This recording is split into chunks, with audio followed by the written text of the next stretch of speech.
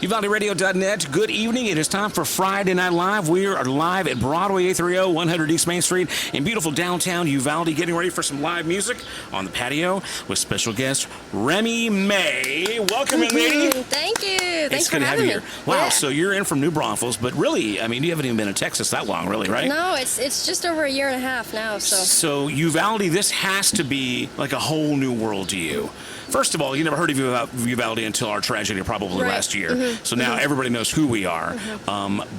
But you're probably here for the first time, right? Yes, the first time. And we were driving in. We drove from Comanche this morning, and it's beautiful. Yeah. It's beautiful. Like you drop low, off those hills, and it's nice down here. So you came in through the hill country, through all the sometimes that can be a little scary too, depending on the weather situation. Oh yeah. But so I mean, it's like the California hills almost a little bit. It's crazy. Well, and I'm from Colorado, so we're used to that. I was gonna say, so this heat. So what's Colorado like heat-wise? It's not so much, right? So well, it really depends on where you are. We're kind of in a bowl where I'm from, which is Pea Green, Colorado, the western slope. Pea Green, that's just a great name. I promise it's real. People are always like, you made that up, and I'm like, I swear I didn't. Look, we're in a city called Uvalde, so I mean that's like a made-up word. It's crazy. Right. But so is it mild or is it? We get 2 feet of snow in the winter, and then it gets up to 110 in the summertime. Oh, both extremes. It doesn't get extremely cold, but it drops below zero. So we here in Uvalde, we're used to the heat, but the snow, we never get snow here. Matter of fact, I spent most of my adult life in Dallas, born and raised here, but really kind of a Dallas kid. Did you get hit with that bad snowstorm? So we were here a couple of years ago when we get the big freeze in Texas. You're already in Texas, right? When the power grid shut down. Not quite. Well, you heard about it, I'm sure. Oh, I heard about it. Yeah, yes. everything shut down and everything. And that was the first time Uvalde had gotten snow in about 4 or 5 years. And it was interesting. I remember the first year I moved back to town, it was 2017. I'd spent 30 years in Dallas. And you're like, great. I moved back and we had a little bit of snow that year, and everybody was like, dude, you brought the snow with you. Because if you're in DFW, you get snow a few times a year. It doesn't really stick a lot. It's just skips. It's cold, but it's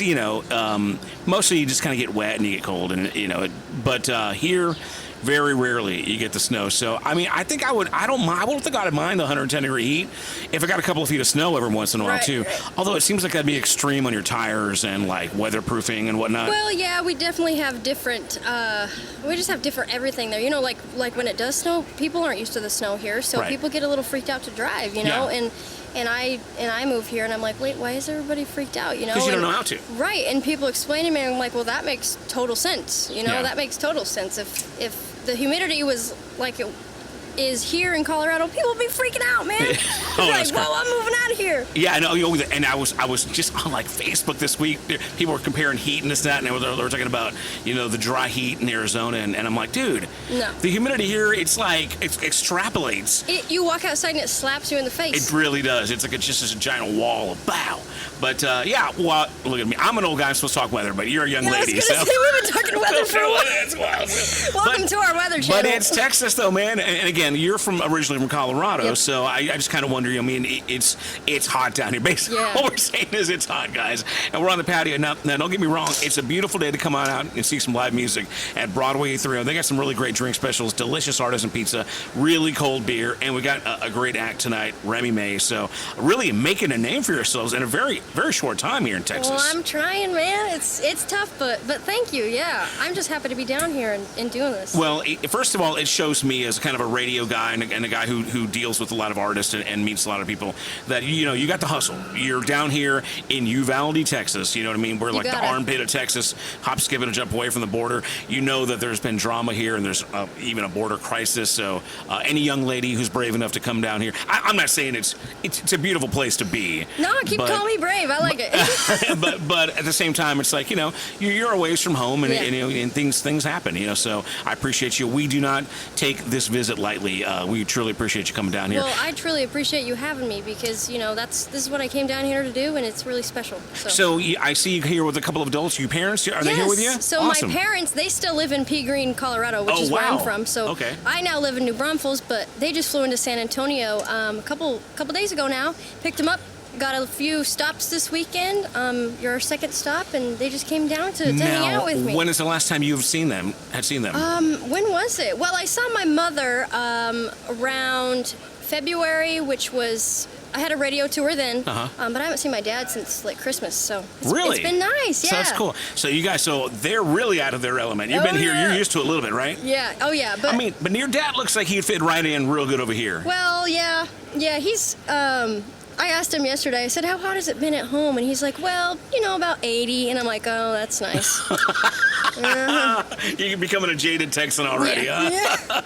Yeah, go back. Go back home. 105 plus the humidity, it ain't no fun. But, hey, now, just because you are a performer, getting used to the Texas heat, I'm sure you've been playing for a while. Yeah. I'm sure there was a transition getting used to, like, playing these outdoor, or was it pretty temperate when you were playing in Colorado too? Well, the thing is that in Colorado, I was in high school when I started playing, so most of the time that I did play was in the summertime, and it was outside at like fairs or, just mostly outside events. So it's similar, but I don't know, it's just tough. Actually, my air conditioner in my car just went out last week. Oh. And I was like, I gotta get this fixed before I go on that trip. And I did, thank goodness. But it's just different because when you get in your car, it still takes like 20 minutes. You're in a sauna for like 20 minutes. Yeah, but yeah, I'm getting pretty used to it. Yeah, and you're young, and you're still able-bodied and everything. Now, I'm not going to ask how old you are, but you mentioned high school, but you don't seem like you're much older than that. You could be. Like I said, I don't know how old you are. No, I think I saw I'm your 21. bio. Yeah. Okay, so you are a young lady. How has it been coming out here? I mean, I know you've already got some pretty important friends in the music business, so you've come a long way, like I said, in a very short amount of time. How did you manage to get in and network with all the right people right when you got here? Well, I'm just that lucky. You're just cool that way. No, I'm well, you really seem lucky. like a really bright, like easy person to talk to. Well, so I imagine yourself too, man. Oh, well, thank you very much. But I guess it will probably be easy if you're outgoing and you're cool to hang out with, right? Well, there's a couple stories behind that. So I started performing professionally when I was 17. I taught myself how to play the guitar when I was 17, and then just started playing on stages and really just never stopped. I got to open for Sunny Sweeney when I was about 18 or 19, I think, I don't remember, and struck a friendship with her. So I opened for her in Grand Junction, Colorado, which is where I moved to New Braunfels from. Right. And struck a friendship with Miss Sunny Sweeney, and then opened for Cody Canada, same venue, same place, like a year or two later. And I told him that I was going to move down to New Braunfels, and he said, do you have a job lined up? And I said, I do not. Wow. He said, do you want one? I said, yes, please. So I started working at the School of Rock, which him and his wife own. And so I teach vocals and guitar at the school. And then eventually, he was on my first single. It was a duet that I released. So I wrote that when I was 17. And then in the studio, my producer, Dave Percival, said, hey, we need a really strong male background singer for this part. And I said, oh, I know a guy, And so I texted Cody. I said, hey, would you do this? He said, of course, kid. And I was so scared to ask him. Oh, my God. But he said, of course, man. So he did it, and he was kind of singing it, and we were practicing it. I said, why don't you just take that whole second verse? And he was like, let's do it. So it's a duet now instead of just him singing backup. So what is that like, I guess? I mean, obviously, they're both big names in Texas country red dirt music. Did you know that already? I mean, because I know that Colorado does pay attention to a lot of the Texas music scene. It's pretty well known and established there. Yeah. But so you knew who you were befriending. Well, absolutely. It's funny because it's such a small world, and like I have no other word for it except for luck, because my parents used to illegally burn Cross Canadian Ragweed CDs, Cody Canada CDs when I was like 2 and 3, 1, 2, 3, But they're spreading the good word, right? Because those things are hard to come by in certain markets. Yeah, and they're like, listen to this dude from Texas, and I was little, and then I got to open for him, which was amazing, and then it just flowed from there. But also with Sunny Sweeney, I actually just showed her a picture last week because I opened a show for her in Houston. But I had seen her in concert when I was 13 in Grand Junction. That's before I had anything to do with music, and then I opened for her when I was older, but it's the genesis of those relationships are funny because I had known of them long before I ever opened for them or got to meet them. So you know what? Let's go ahead and play a song because you mentioned the Cody Canada song, the washing machine song. Before we get into it, you wrote these lyrics and you're pretty young. These seem like pretty seasoned lyrics for maybe somebody who's been in a relationship, for a while. You know what I mean? I mean, it almost sounds like but I mean, I'm not a woman. I don't know how y'all's minds think. Well, no, I understand what you're saying. Do you know what I'm saying? I get this question a lot. They're like, you were 17 when you wrote this. How did you do this? Yeah. So what was the inspiration there? Were you like, is this more of a story about something else that you kind of witnessed, or were you just kind of putting yourself in the place of a fictional character? Both. I've got older parents for how young I am. My dad will be 66 next month, and we grew up in a place, like I said, in Pea Green. Really small place. My graduating class wasn't teeny, but I had about 130 kids, and we weren't poor, but a normal American middle class family. Struggles. So, the point of the song is going through the mundane moments of life and the struggles and all the normalcies of life with someone, having someone to go through those things with. And so there's the part in the song that says, there's a leak in the ceiling with a bucket underneath, the dishes need done and the bathroom cleaned, all that kind of stuff. And so I guess...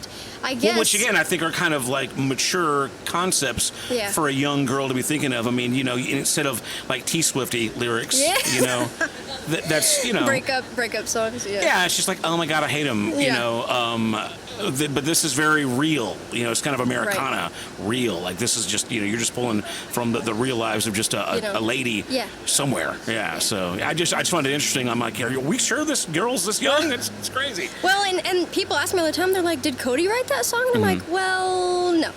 I did. But, I get that question a lot, like I said, and every time I try to answer it, I get a little further on articulating what I want to say, but really I don't exactly know where that song came from in my brain. So I know that I was sitting in front of the washing machine when I was watching. We had a front-load washing machine that you could see through, and I was just sitting there watching the clothes spin, and I was like, I need to write a song. So the first words of the song are sitting here watching the washer spin around, but... Oh, it's a great song, and our afternoon jock, Corey, she loves this song so much. She's like, oh my God, such a great song. Well, you guys been spinning the crud out of it, man, and I appreciate that so much. We love the way it sounds. We'll play it again one more time here, so y'all check it out. This is Remi Mae. It's called Washing Machine Song featuring Cody Canada, and you're hearing it here at Friday Night Live. This is Uvalde Radio.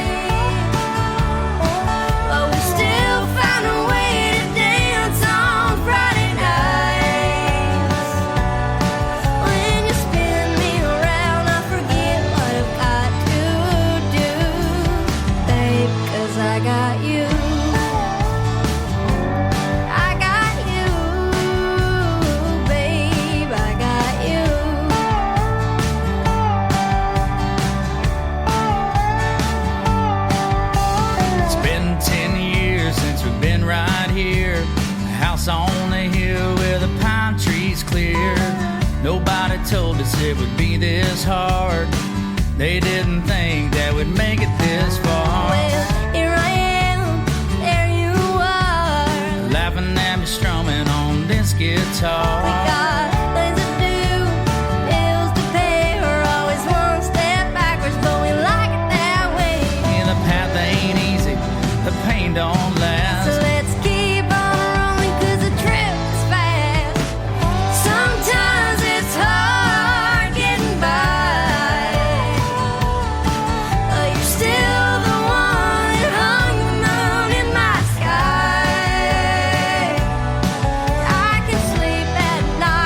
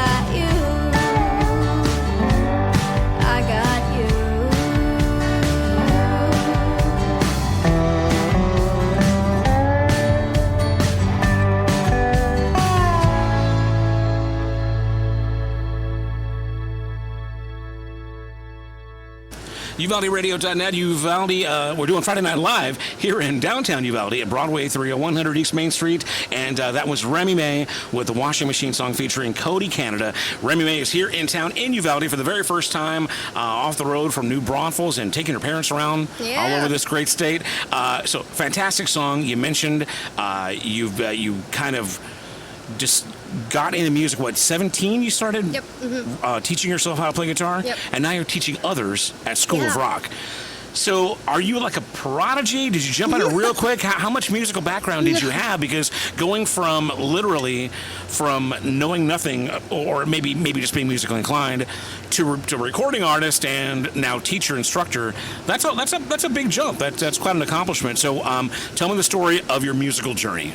Well, first of all, yes, that is a huge jump, Yeah. and I learned just as much from kids as as they learned from me. But going back to the beginning, I just have a super musical family, and not professional musicians or anything. My sister played the violin for a couple years, but we're just always listening to music. My dad he graduated high school in 1976, so that was to me, that's like the golden age of music, like classic rock kind of stuff. But and my mom, early 80s, she graduated, so also stuff like that. But so we were just always around music, and always at concerts and dancing at weddings, and we'd come home from school and turn a speaker on and dance in the kitchen. And I don't think that we ever had a silent car ride, Actually, so on you the just way, kind of lived it and absorbed it and just kind of knew it. And so I had a ukulele. They got me a ukulele when I was maybe 11 or 12. Let it sit forever. I was like, I don't want anything to do with that. It's a toy. Yeah. And so I finally picked it up when I was maybe 13 or 14. Taught myself how to play it, and then came home from a church trip one day, and my mom had this old guitar of hers sitting on the bed. She had it restrung. She goes, learn it. And I was like, okay. Now, real quick, let's go back to the ukulele. I think that ukulele is really underrated. Oh, absolutely. Because it's one of these little instruments where you can learn it minimally, and just that little bit of accompaniment makes a huge difference, right? Right. I mean, just when somebody's singing by themselves a cappella versus just them, that same thing, plus a little clink along. It's special. It really makes a big difference, doesn't it? Well, and especially when you're 13, 14 years old, and you're like, wow, I'm making music now. Is that what you latched onto? Is that kind of what blew your mind? Yep. You're like, oh my gosh, this just sounds like more all of a sudden. Yeah, well, and I'm teeny tiny. How am I able to make a full song right now? And so that's when I started writing songs. And my first little song I ever wrote was actually a gospel song.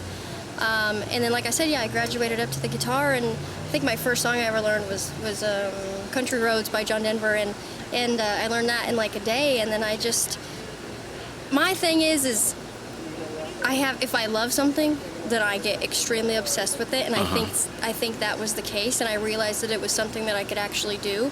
So I just got hooked on it, and me and my sister have always sang, and so I just started singing and playing for close family, and then a few more friends, and then a few more friends, and then at a venue, and so I just kind of kept leveling up. Baby steps is what they say, so.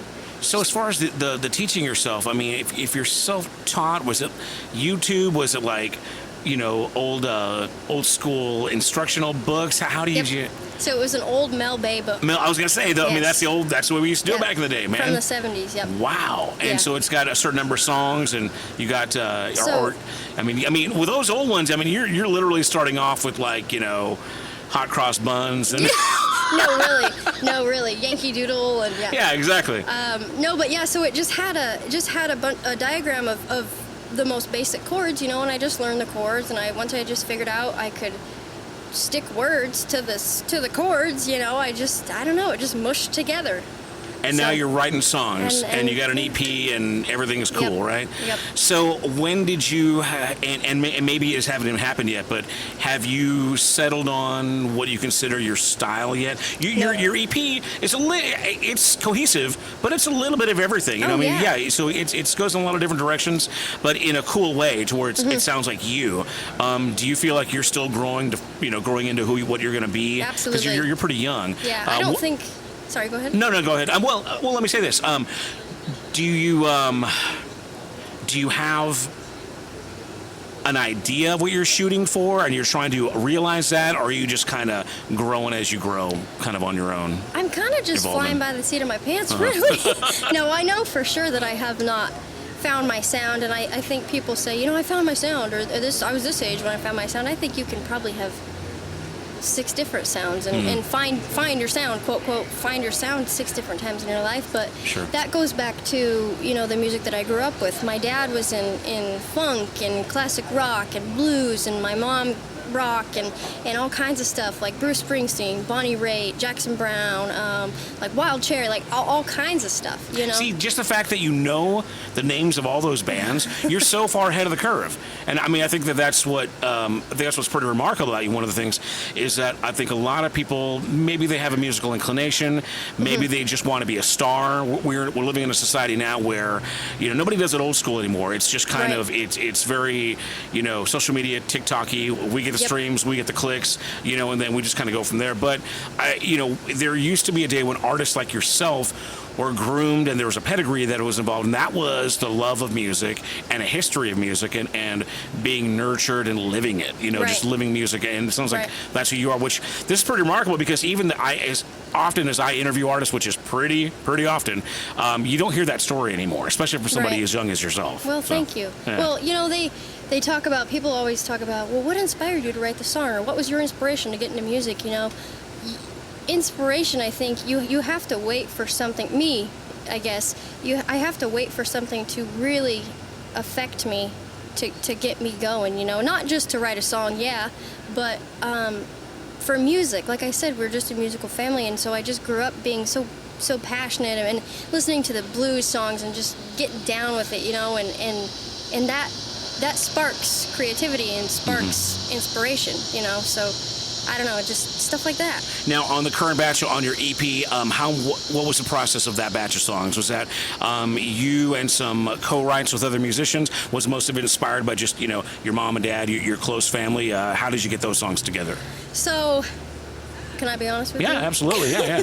So, my co-producer, FC Westcott, who is actually also a Colorado artist, he came to me, he kind of took me under his wing. He's really the one that got me into music professionally, and he said, how many original songs do you have? And I said, about 5. He said, you want to make an EP? And I said, yeah, sure. So those were all the songs that I had. Yeah. Well, that's not true. Those were the songs that I had at the time that I had faith in. Right, had some faith in. And even not total faith yet. I was iffy on some of them. And that's where Yellow Dog Studios came in and really helped me out and turned them into magic. But yeah, I'm digressing. But anyway, all right. What was your question again? I'm just, how did those songs come about? Where did you, what was the inspiration? How did you write them? Yeah. So, the washing machine song, like I told you, kind of just my parents and the life we lived. There's a song, it's going to be my 3rd single out. It's called August Nights. So they're all originals except for one is a co-write. The 6th song is a co-write. But just sitting in my room and just, like I said, using those years of just the feelings that had built up from just loving music and having passion for it, and finally being able, like learning to play a guitar and finally being able to articulate things and get it out there, write it on a page and create this thing, just having a passion for music. But August Nights is a little bit of a love story. It's not like your typical doody love song, but it's kind of it's a little risque. It's a love song about me and my boyfriend, who is actually FC Westcott's son. Okay. Shout out to Jaybird. Nice. The washing machine song, the mundane things of life, classic kind of thing, which is the most current single featuring Sonny Sweeney. That's talking about vinyls, actually, and going over to somebody's house and you're getting ready to go out, but you never make it out because you start listening to the vinyls and you get stuck in it and it sucks you in, Let's see, Roll On is a ballad, and that's my favorite song that I have written, just because it's about, in my opinion, the perfect guy, quote, the perfect guy, and kind of a bad dude, but also a cool hand Luke kind of thing, So So I don't really know. People ask me that question all the time, and I'm still trying to figure out where these songs came from. So as far as new music, how much are you sitting on now, and how much? I mean, obviously now you're working, you're performing, you are doing press and whatever else. How do you get the time to write if you're doing it, and how's that process? Is it easier now to come up with new stuff, or are you already facing a little bit of a block or more walls? Yeah, well, so thankfully there's two sides of that. Thankfully, I do work the School of Rock in New Braunfels, but I don't work till 3 in the afternoon. So 3 to 8, Monday through Thursday. So that leaves me time to gig on the weekends, all weekend, And being on the road is a lot of time to listen to music and a lot of time to think and be inspired, So that helps a lot. And being able to write in the morning and not have to go to work first thing in the morning, that helps a lot. But the thing is like you just said, a little bit of writer's block because I am still, we're still in the stage of promoting my most current music that I put out. So it's tough because I'm constantly talking about it, and thinking about it. And it kind of almost encourages you to freeze in that, stay in that moment, right? Yeah. Yeah. Because you're always thinking it, working it. Yeah, that's interesting. But every artist has, their songbook, and I could not tell you how many unfinished songs I have. And I'm sure every artist can say that, And so a ton. But there's some lately in the last couple of months where I'm like, that's pretty good, that might work. Well, and it sounds like you got really great people to bounce ideas off of too if you're working with Cody and other people too. So absolutely. First of all, I mean, you're just way ahead of the curve. I mean, being a songwriter at your age and recording your own stuff, some people aren't brave enough to record their own things or, invest in themselves until several singles or albums later. Right. So, as far as other people's work, have you had some more renowned artists go, hey, record my stuff? And if so, how do you decide, Not yet. Okay, interesting. Not yet, but maybe. But eventually, I would imagine some people just start throwing stuff at you, right? I hope so. Now, let's just say you were to co-write. Who would you like to co-write with? If you have like a dream artist in the genre, or even outside? So actually, So Ray Wiley Hubbard, I've been on his radio show twice now. It's called Roots and Branches. They do it in New Braunfels. It's just a live thing downtown New Braunfels, and so I've gotten to hang out with him a couple times. And his writing style is just—it's so funny. It's actually very much like Guy Clark. It's very straightforward, but it's also kind of whimsical at the same time, if that makes sense. Yeah. And he sings. First of all, he is an outlaw. He sings like an outlaw. He looks like an outlaw.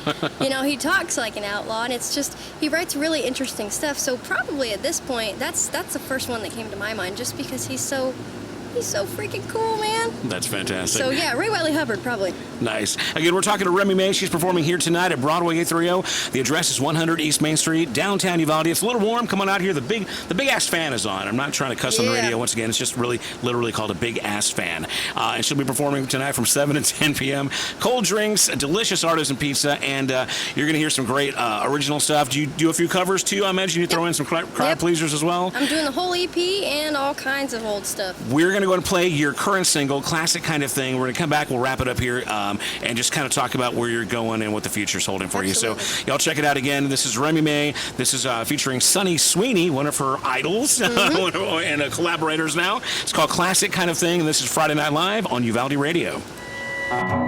We had plans to go out on the town, to go out dancing and find a new sound. You showed up, I had the records playing. One look from you and I know we're staying. 'Cause it was blue eyes crying in the rain. And that vinyl field burning like a flame. A sound, a song, it's a timeless thing. It's a verse all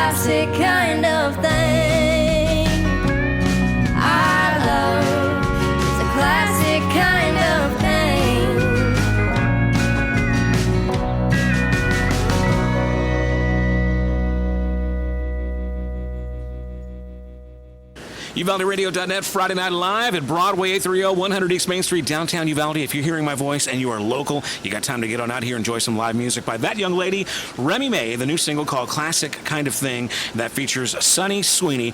Now, whenever you guys recorded that, Remi, we've got Remi here with us, were you guys in the studio together, or did you just kind of just trade tracks and just kind of... Well, so actually she came to Yellow Dog, but I was working that day, so people are always like, how was it in the studio, and I'm like, well, unfortunately. But that's why I never assume, because I've asked that question before, and it's kind of let down, womp womp. Oh, no.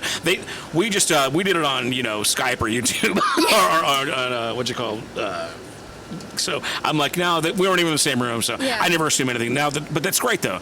The technology nowadays where people can just kind of record from anywhere. And, and people always assume that I talk like I've been recording for 90 years, but no, people always assume that, like, oh, you recorded with him, must have been like a big old party in the studio, like hanging out, everybody. No, we have other things to do, so. No, it's not Metallica in 84. Yeah. That's great. No, absolutely. But maybe we should get back to that, though. I think that, our MTV videos, worked us up to think that that's the way it was. And and that's actually, believe it or not, that's how Yellow Dog Studios is, which is in Wimberley. Mm-hmm. I cannot say enough good things about Yellow Dog Studios and Dave Percival, but it's just they're so accommodating, and it's in an old house right on the Blanco River. So I don't know if you've heard very much about Yellow Dog Studios. But I heard of it. I've never been there, but it's so cool. I know they do a lot of great work. And it's just so homey, and it's just cool. So it actually is a little bit like that, But you're a young lady. I mean, you're not looking to party, and you know what I mean. Yeah, I mean, if it's like a group of 4 guys, you know what I mean. I'm sure somebody's thrown down at the Old Dog at some point, right? I'm sure, yeah. For sure. Well, again, Mike and the Moon Pies. I'm sure they've. Yeah. Give everybody the details about your EP and where we can consume it, whether it's streaming or buying the CD. Yeah, so you can do both. So you can come see me at a show. And buy some merch, buy some CDs, and to find that, you can go on my website, which is just RemiMae.com. That's REMIMAE.com. And you can follow my bands in town, so it has my whole tour schedule and figure out where I'll be next and in the future. And you can buy some merch. Like I said, you can buy CDs in person, and then it is also on all streaming platforms. Now, you mentioned bands in town. Do you, and tonight you're doing a solo kind of acoustic thing, do you ever find yourself, do you have a hired gun band you can work with to play full band shows? I've got a band. Mm-hmm. And how does that look, and how does it differ from your solo thing? So it's totally different. Yeah. So usually, obviously, the gig is usually shorter. So tonight's 3 hours, so I play a ton of stuff. I play a lot of old stuff, some new stuff, but with my band, I play a little bit more rock and roll, because when you're playing acoustic, it's tough. You can pull it off, but it's tough, but full band, I'm a little bit of a rocker chick. Yeah. So full band is fun. It's my favorite thing to do. Now, you said rockers. Let me mention this, because you have a really cool image. I mean, but your image is kind of all over the place. Just looking at your social media, you've got some really cool 80s almost rockin' look. I mean, you got a cool country stuff. Where are you? Just kind of that girl that's just kind of you can't decide who I mean, is that kind of what you do? Is Madonna every day I feel a little different kind of thing? Well, that's exactly it. But also, I think that, we're all going to die one day. I don't mean to get all morbid. No, here. Yeah. But believe me, you think of it more the older you get. No. So we're all going to die. And when we die, our bones are going to look the same. We're all going to look the same. We shouldn't worry about it so much, you know? And you do whatever the heck you want to do, man.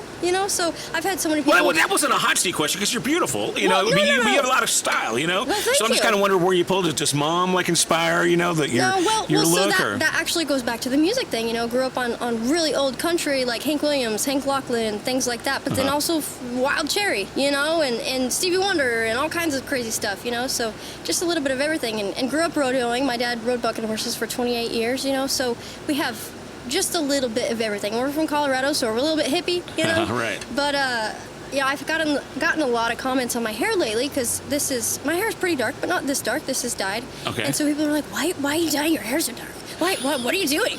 I'm like, well, why don't you dye your hair dark, man? I don't know. I like it. Well, who are you getting these comments from? Fans, friends, or family? A little bit of both. Mostly folks that know me back home, you know. But so they think you gone big city, like you're too close to Austin. They're like, she turned into a rocker chick, and I'm like, well, I've kind of always been a rocker chick, just because I had longer, blonder hair. The dark hair, though. I mean, you're kind of rocking almost a Joan Jett kind of thing going on there a little bit, but it's a good thing. I'm a rock guy, so hey, I'm an old radio rock guy who's now in Texas country. So I can tell with the long hair. So I like it all both. So I ain't hating on nothing. But anyway, it's been really cool talking to you.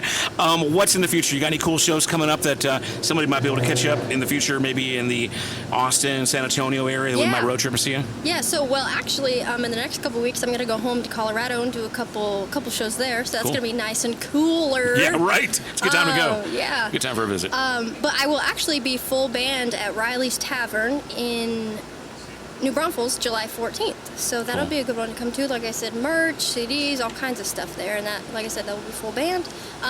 But I can never remember things off the top of my head. So yeah, go to my Bandstown, go to my website, and my whole tour schedule's there. And then finally, you mentioned that you're looking for a third single off this album. Mm-hmm. Do you have an ETA as to when you're going to get in the studio, record some more stuff, and get another batch of tracks out? Oh, that's my favorite question. Got to end with that one, right? The one that makes you think. Really, no. I'm hoping by next fall we'll start recording again, awesome. And then maybe have it out by the beginning of the year. We'll see, cool. We'll see. Well, you still got plenty of legs on this one, right? So just kind of keep on riding it.